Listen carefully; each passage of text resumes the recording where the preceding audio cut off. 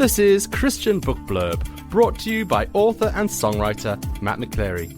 Get a behind-the-scenes glimpse into the lives of some of your favourite Christian authors, hear about their books and faith. Also, why not check out my website, mattmcclery.com.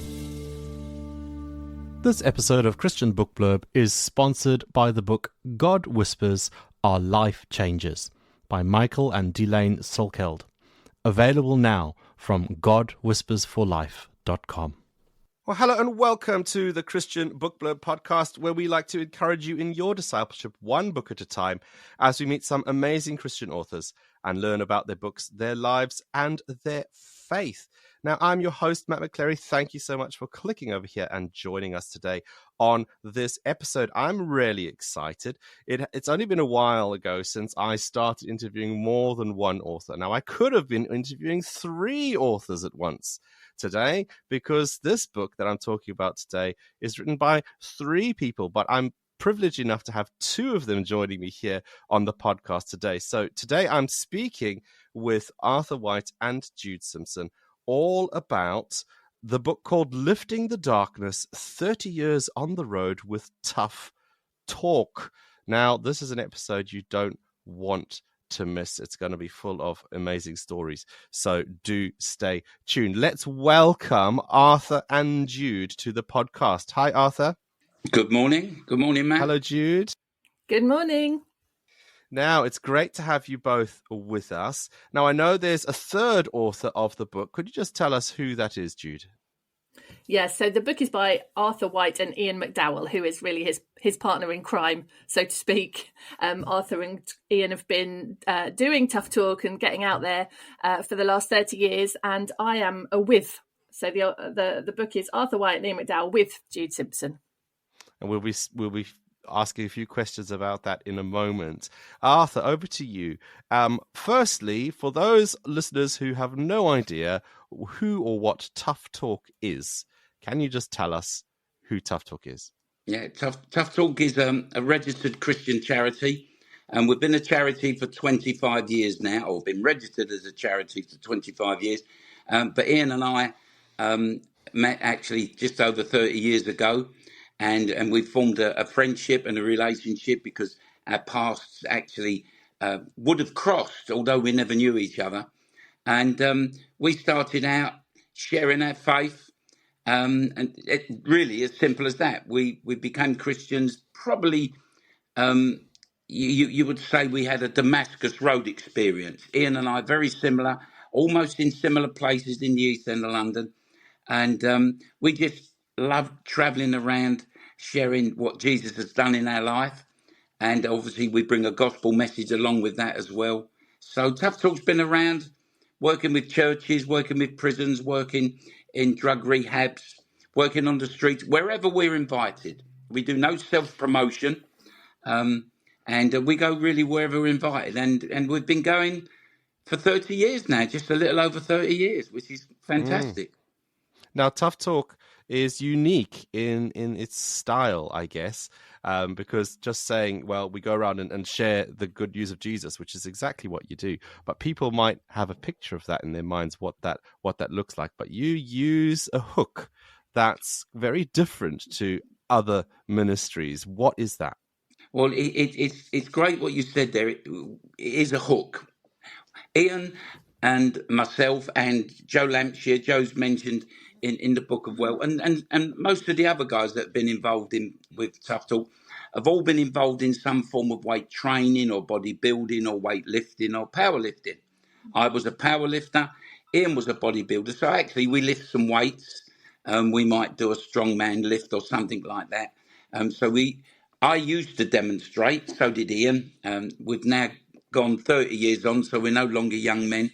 And so we no longer lift the weights, but we still use the weights, especially on the street, as you've said, as a hook to get people interested. So we might have a little competition and some people come up and lift the weights. Last Saturday, I was with Ian and Joe at a big breakfast in Ipswich, and we got 4 or 5 men come up and 2 or 3 women as well. So it's not just for the men.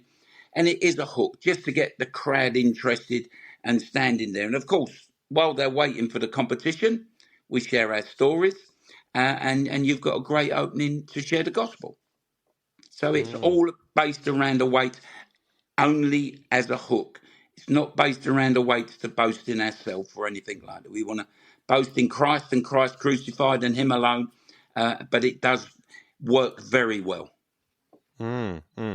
And so following on from that then, knowing sort of a little bit about what Tough Talk is, what is the book about, Jude? Oh, yeah, good question. So the book is really that 30 years retrospective, if you like, of Tough Talk's life on the road. So Ian and Arthur and Joe, actually, they've brought out quite a few books previously, which are really their testimony and that really gritty story that does involve weightlifting and powerlifting, steroids, crime, all sorts of difficult subjects, and then the extraordinary way that they all became followers of Jesus and had extraordinary experiences. So that part of the story, in a sense, has been told before. So what we wanted to do with this book was look back over those 30 years, tell some great stories about funny or moving or extraordinary times they've had doing their work and going out all over this country and other countries. But we also, I think, the guys really wanted to speak to other ordinary Christians about how to share their faith, and try and demystify it, really. So they try and, through these stories and through some little bits of advice, they really speak to the reader about how to make it easy for yourself to go out there and tell people why you believe in Jesus. I was just thinking, and I'm so glad you mentioned that, sort of just trying to help the listeners get the link between how a book like this can actually help you in your discipleship. Well, if you see what others do and some of the ideas that others have, you might be able to, I don't know, start to get your own ideas as to what you do. I know Tough Talk use like weightlifting as a hook, and I guess that was your life, wasn't it, Arthur? Weightlifting was what you had in your hands to offer God at that time. Yeah, and actually, Joe tells a great story. Joe Lampshire is, as I mentioned in the book, has been a part of the team for 25 years. And one of the things he said in a prayer many years ago was, because Joe enjoyed training and lifting weights, he said to God, if I can use weights and glorify you, that would be great. So Joe gives a great testimony about that. And for myself personally, I remember when I became a Christian, I stopped training and stopped competition. But I started back training, and God clearly spoke to me and said this. He said, all that you were, all that you are, and all that you will be is now for me. And I remember sitting there thinking, well, does that mean I compete again? Now, I competed for a long time, and I'll give this out quickly. I competed for 30 years as a competitive powerlifter. 27 years I represented Great Britain. I won 9 British titles, 6 European titles, and 4 world titles. So I was successful at it. But as much as I loved the sport, and we might touch on this, it did cause me a lot of problems. But then when I started to compete again as a Christian, first of all, I thoroughly enjoyed my sport. I started to compete and win again, but it gave me great opportunities to share my faith, even within my sport. So it's just been, a part of my life since I was 14 years of age, and that's nearly 60 years ago now. And Ian, as I say, was a bodybuilder. Joe was a powerlifter. So all of us have this interest in training, really. That's fantastic. But And can I just say one thing before we continue, though? I feel quite guilty because Ian and I have never written a book. All we've ever done is spoken. And I have to commend Jude. Not that she's just sitting there, but we met on a motorway service station for the first time, Jude, Ian and I. And we must have just bombarded Jude with so many things of what we've done and what we've not done. And she's travelled around seeing us and listening to us for many, many hours. And Jude is the one that's compiled all this together. However, as Jude has said, we didn't just want to write a book about what we've done. It didn't want to glorify us. We wanted to try and encourage Christians just to share their faith with whatever they've got in whichever way they can. You know, we're not expecting everyone to start going down the gym and becoming another Arnold Schwarzenegger. We want people to share their faith with whatever talent they've got. And even if they haven't got, or they don't feel they've got talents and gifts, still to share their faith. And that's the whole essence of the book. And as I say, Jude has done a great job in putting stories in, accompanied with scripture. And it is purely, this is the first time we've done something, what we consider is for Christians and for the church. And hopefully it does and will become an encouragement to people. That's great. Jude, speaking about meeting the guys on a motorway service station, how did you get involved in the project? Yeah, thanks. So I had written two other books that I call myself a co-author, because it's very much working with the people that are telling their story, and I helped put those words together, but it's in their voice, if you like. So I'd done two books before, both with this publisher, Authentic Media. So I just got a call from Rachel at Authentic and said, I think we might have another project for you. She'd been talking to Arthur, I think, and then I think either Ian or Arthur, I just emailed, and like Arthur said, we set up this initial meeting at a service station off the M11, so halfway between, I live near Cambridge, so halfway between me and Essex. And we just met up, and the guys just tried to sort of explain where they were coming from, why it was time to write another book, and it all went from there. I said to Authentic that I'd love to do it, and like Arthur said, we spent a lot of time on Zoom, hours and hours. And I guess my main role with this book and others is finding the story. So everyone's always got plenty to say, and they know that there's something important, but it took a little while before we really nailed down this sense of, just easy, kind of unpressured advice to other people to take what they've got in their life and who they are and bring that to tell other people about their faith. We had a big restructure of the book as well. At one point we were going to structure it in a completely different way, but actually the way it's landed now I think is a really helpful structure. There's a sense of, you meet Arthur and Ian right at the beginning, how they met each other, and then the early days of Tough Talk, learning how to present, what things worked with getting people's attention, and then you go right through to the present day, what they're doing now, some of the issues they're facing 30 years later, which can be quite different. So yes, I feel that's been my contribution. That's good. And the book as well, speaking of structure, it's interesting how it kind of flips between different voices and sort of cuts in and out of different stories within the chapter, but then each chapter focuses on a particular theme in a way. So whether it's sort of weightlifting in the early days in competitions, or whether it's visiting scary prisons in Eastern Europe, or whatever it is, each chapter kind of focuses around a theme, and you hear different voices quite often in and out of those. So yeah, really, really interesting. Speaking of the beginning of the book, Arthur, where it talks about how Tough Talk came about all those years ago. Can you just fill us in with a little bit of the background story? Yeah, well, one of the things that fascinates me is the fact of what's going on in the heavenlies and the supernatural part of our faith. Well, Ian and I became Christians almost at the same time, 1993, 92. Ian and I had 4 years of absolute madness in the 4 years prior to that. And as I said, we lived in the same sort of area in the East End. We even trained at the same gyms.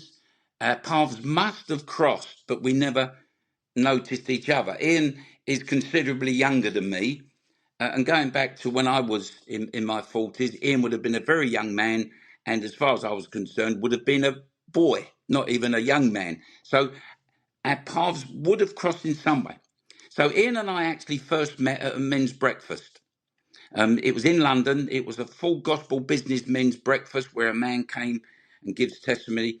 And there was just literally a seat on a table. And I said to Ian, as it says in the book, anyone sitting here? And he said, no, sit down. And that was it. We got talking. However, just prior to that, Ian joined a church, which is City Gates Church in Ilford. I joined a church in Essex called Epping Forest Community Church. The church knew that both of us were involved in weights, and Ian's pastor, Steve Derbyshire, asked Ian to come along, and he said to him, "Why don't you bring some weights and talk to the youth group?" And a similar thing happened to me. And then Ian and I met, and we went into a prison and spoke, and it sort of evolved from there. We realised we were doing the same thing, and then we spoke at a church in North London. The pastor there put some flyers out and posters to his congregation and people in the area and said, "Come and listen to a tough talk, because life can be tough." And basically the name stuck with us.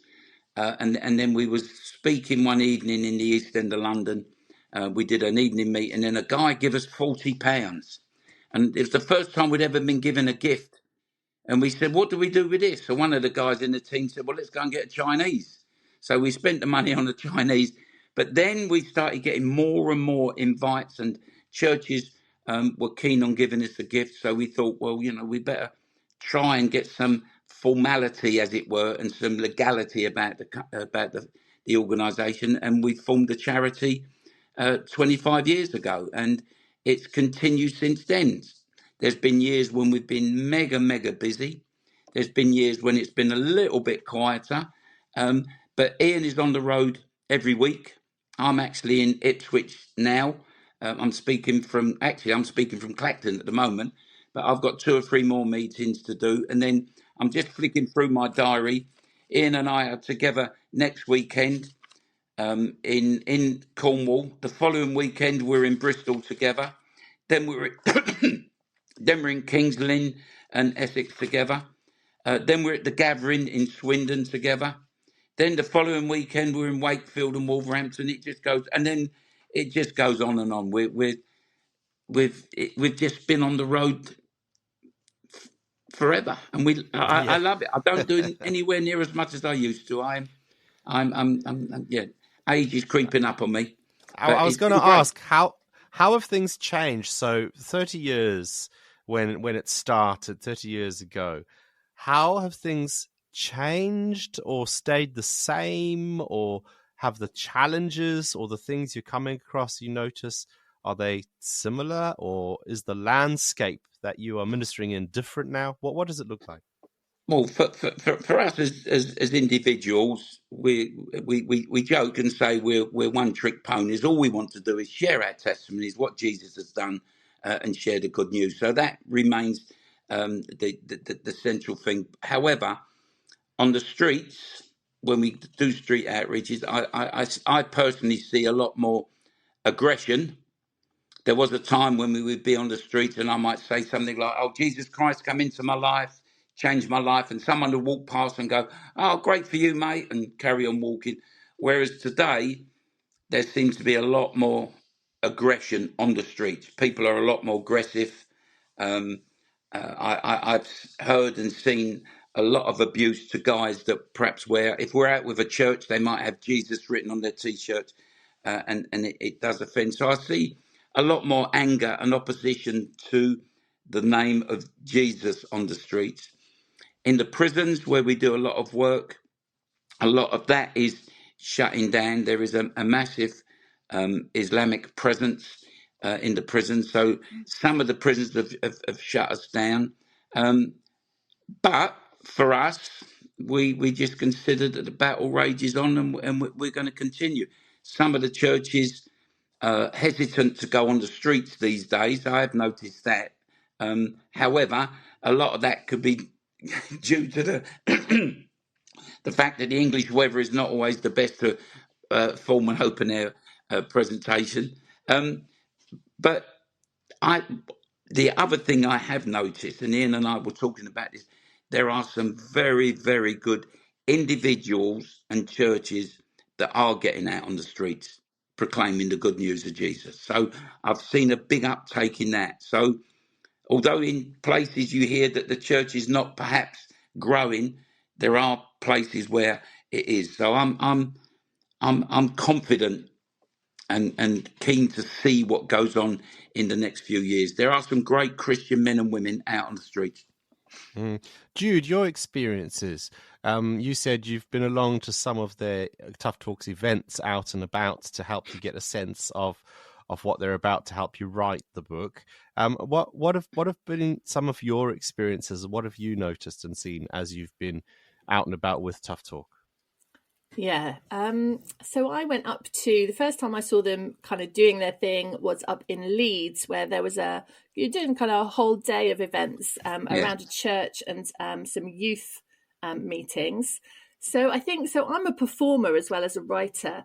And one of the things that really struck me was just the very professional sort of structure of their presentations, and yet there's nothing slick or impersonal about it. So the guys, Arthur's talked about the weights just being a hook, but actually I think they're more than a hook. They're part of your story, and they're very entertaining. So there's this sense of Joe. When I went, Joe did some lifting with some big, what do you call the long barbells above his head? Yeah, the barbell.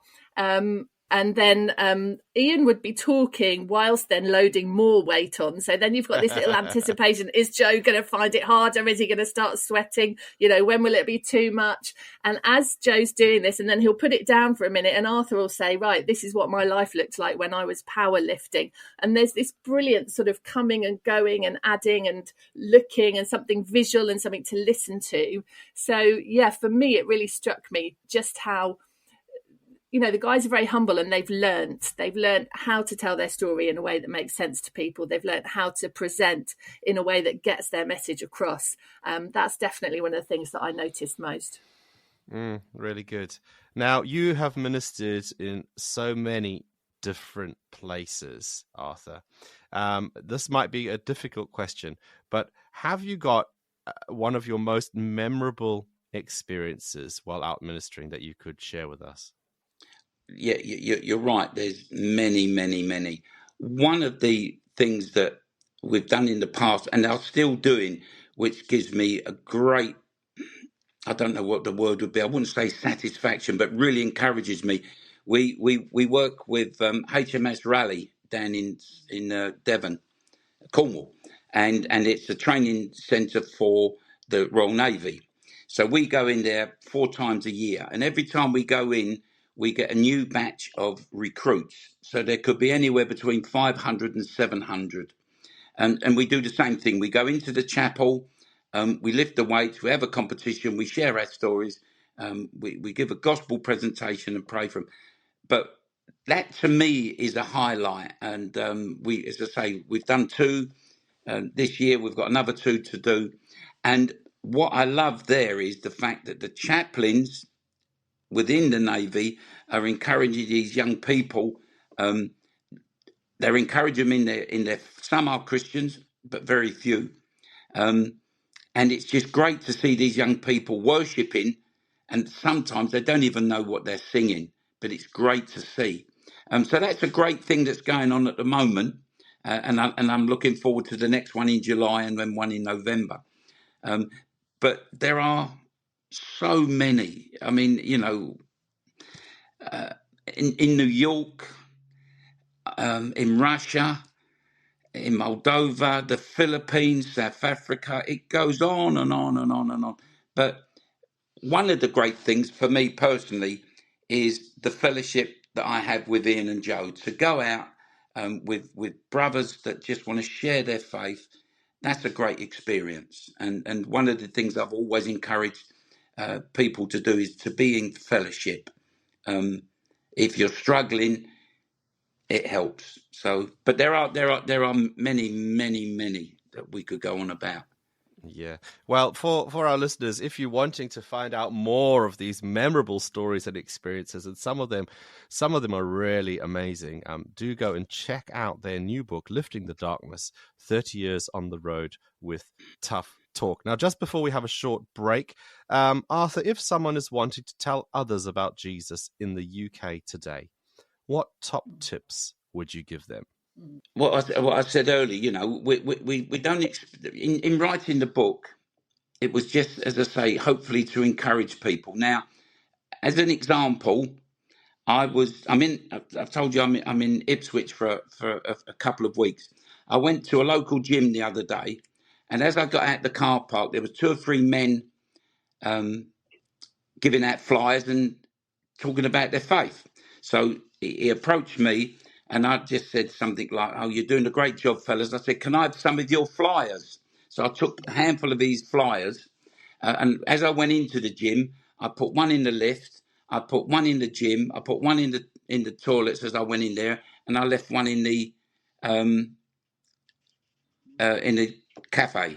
So I was just giving out a few flyers. So I would just encourage people just to do anything. Although I wasn't with the lads on the streets giving my testimony, I was still doing something. And hopefully that's what we want, just for people to do something. You know, if they can't get out on the streets, whether they're old or poorly or whatever, you can do something. So I would just encourage people to do anything, use their talents they've got. If I could just add to that, to me, there's two specific things that come out in the book. Firstly, start with who you are and what you do. Don't try and be anything different or do something that someone else does. Start with what you do and who you are. And these guys are very, very real in their approach. And the second thing, like Arthur's just said, is that togetherness. Find someone else to do stuff with so that you're not just going out on your own. I think those are two, really good pieces of advice that they give. Great advice. Thank you both. Now, we're going to be coming back very soon after these messages, so do join us in just a moment. God Whispers Are Life Changers, a book by Michael and Delane Sulkeld, is an incredible true life story of Michael and Delane, an ordinary couple who listened as God led them from joblessness to starting and growing a business, then into ministries that have taken them from underprivileged neighborhoods in the United States to rural villages and orphan care in sub-Saharan Africa. It is a story of life lessons by example, of the elation and frustration in starting and growing a business, interwoven with heartwarming and heartbreaking stories of serving in their community and abroad, and how God led the way in it all. God Whispers Are Life Changers by Michael and Delane Sulkeld is described as a must-read for anyone looking for God's direction in serving others. It is available now from their website godwhispersforlife.com, as well as on other online retailers. Do grab yourself a copy today. If you enjoy listening to this podcast, you can help keep it on the web. All you've got to do is buy me a coffee. Head over to buymeacoffee.com/Matt McChlery to make a donation. There is a link in this episode's show notes. So go on, buy me a coffee today and help this podcast to keep supporting Christian books and authors.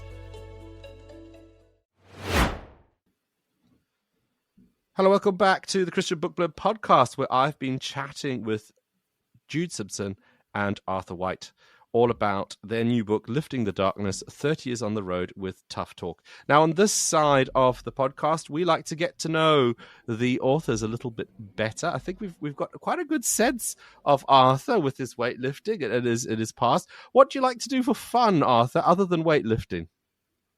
What do I like?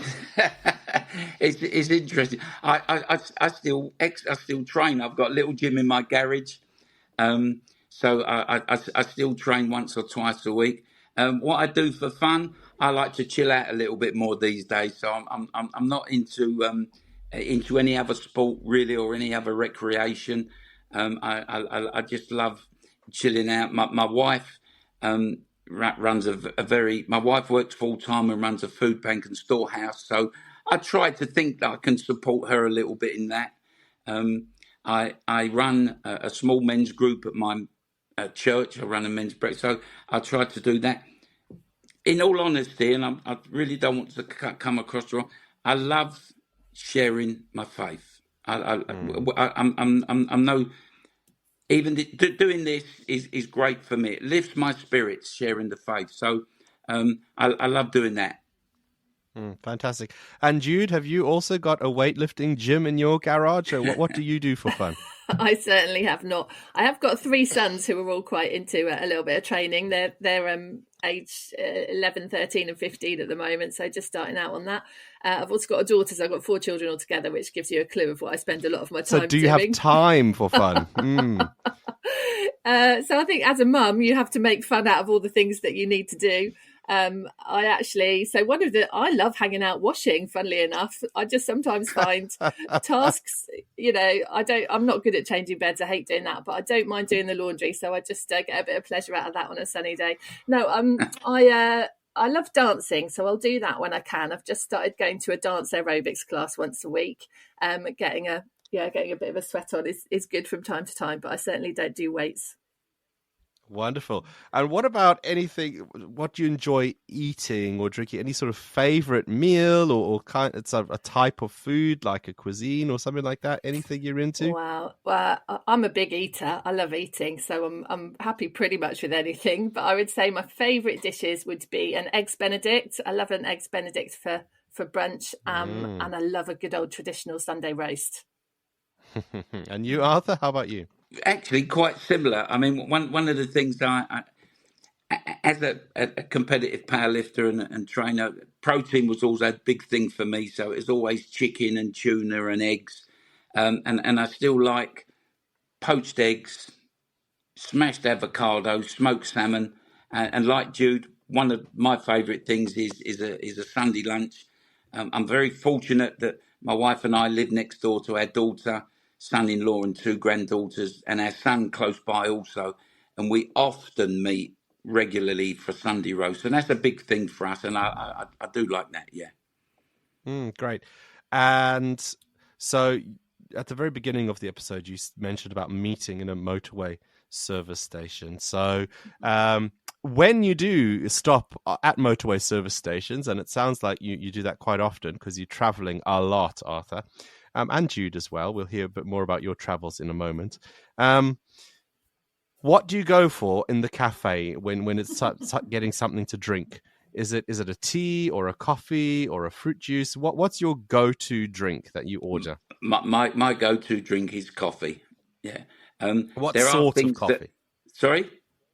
Is it like a flat white or a cappuccino or just black? I go for a straightforward Americano, and if we're doing a lot of travelling, I'll have another shot of espresso in it as well. So coffee's right. My go-to. And again, with Ian and Joe, when we are travelling, for whatever reason, we all like Americano, so we drink coffee. Yes.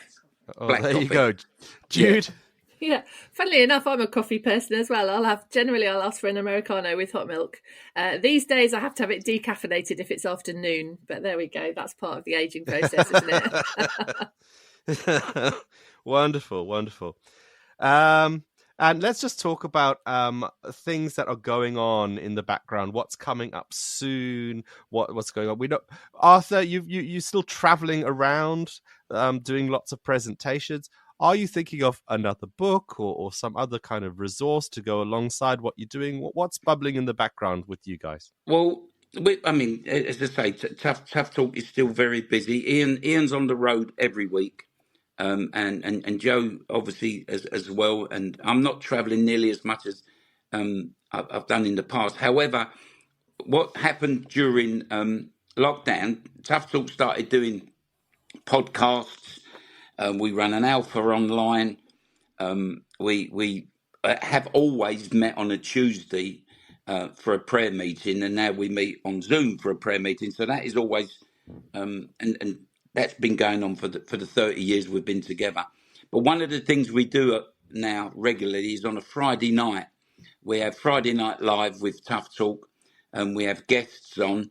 So we've sort of not developed it, but we've tried to keep that up as a regular thing, because obviously there are people that do not see us, but we can still do some sort of presentation on that. So we'll probably carry on doing that.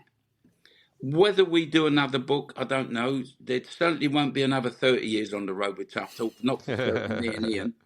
So I think for us, we'll carry on as long as we get the invites, and we will push and try and develop perhaps the Friday Night Live and increase that so that more people see that. Where could people access or find that Friday Night Live stream? Right. Well, Tough Talk is www.tough-talk.com. So they can go online there and find out about that. and then they can follow that on Facebook on a Friday night, and that's proving to be quite popular. A lot of people log in and follow that. We have a guest on sometimes. Sometimes it's just Ian and I and Joe talking about life in general or issues.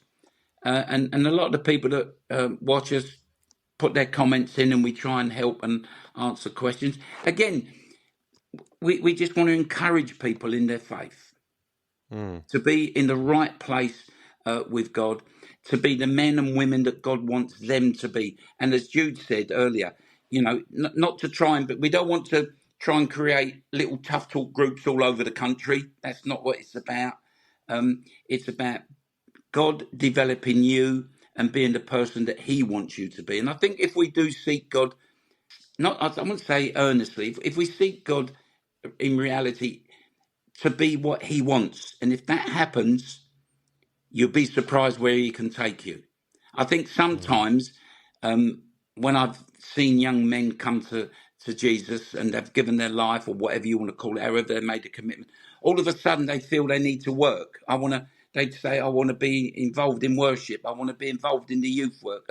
I want to do outreach. Well, God is not an employment agent. He's a father. He wants us in a relationship first. So I think we've tried to encourage men and women to be in the right place with God first. Let him guide you. And one of the things Ian loves, Joe loves, and we love, as many people do, is the Bible. We love sharing the Word of God, and I think that's important. We try and encourage people to get into the Word of God. So I've sort of digressed a bit there and waffled on a bit. Sorry. That's fine. Jude, what's going on with you in the background? What are you up to? Yeah, so I've actually just finished my next book. Funnily enough, I've been helping an international manufacturing engineering consultant to write his memoir and philosophy of change. So that's sounds riveting. It's been extraordinary actually, and his book actually has a faith angle to it as well. He's very influenced by his Christian beliefs. I've just finished that, but what I'm mainly doing at the moment, so I mentioned earlier that my kind of core love is spoken word. So I write performance poetry, and I have an act where I blend spoken word and poetry with funny songs and some comedy and some nonsense. And I've got a family show at the moment which I'm touring. It's called A Noise, so you can tell it's all about wordplay, as in a noise, boom, annoys people. It's suitable for any age from 6+, really good for kind of 6 to 12-year-olds and their families. So that's just a really fun show with a little bit of kind of truth and thoughtfulness underlying it. I'm taking it to Sudbury and Suffolk just after half term. I've got bookings in Worthing, Dorchester, Bedford, Hereford, various other places. So you can find me, if you just look up Jude Simpson, you'll pretty much find me all over the place. I'm on Facebook, Instagram, and I've got my website, and the show is called A Noise. Wonderful, thank you. Jude, can I ask you a question? Please do. Is all your, I mean, I've seen you only online. Is all your work faith-based? So this is a question I get a lot. I would say, so this show at the moment is not a Christian show. Right. I do write some material which is specifically inspired by the Bible. Most of my material is not sort of what people would call Christian.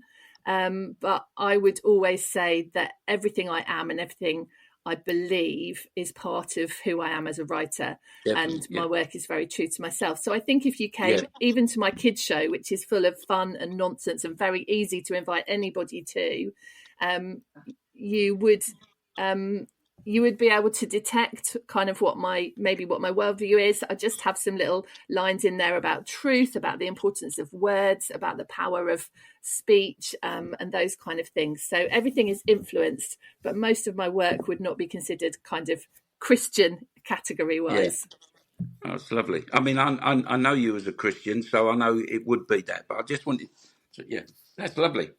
You're very talented. Matt, we're not like Jude. We can't sing, dance or do anything. We just lift weights and make a lot of noise. But